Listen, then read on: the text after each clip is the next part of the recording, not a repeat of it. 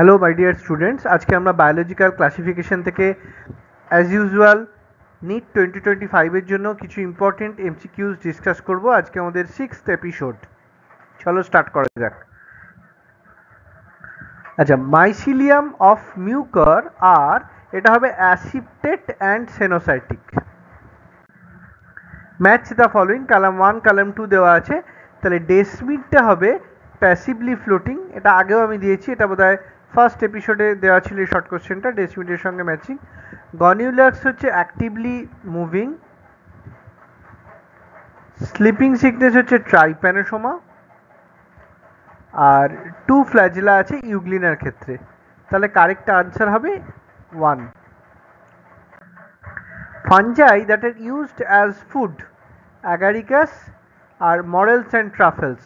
Agaricus belongs to basidiomycetes আমরা জানি, but morels and truffles belong to ascomycetes. Which of the following is non filamentous fungi? এটা হবে option 2 yeast, which is a non-filamentous and unicellular fungi. Ussilago and Puccinia belongs to Basidiomycetes.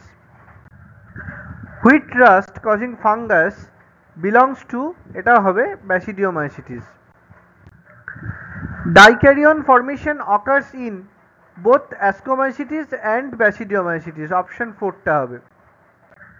Asci are found in Aspergillus which belong to Ascomycetes. Zoospores are formed in এটা হবে mucor. আরেকটা matching দেওয়া আছে। আচ্ছা, লাইকেনটা হবে symbiotic relationship algae আর ফাঞ্জাইয়ের মধ্যে। Zoospore হচ্ছে endogenously তৈরি হয়। ব্যাসিডিওস্পোর এক্সোজেনাসলি তৈরি হয়। আর অ্যাস্টোস্পোর আমরা পাই স্যাক ফাঞ্জাইয়ের ক্ষেত্রে।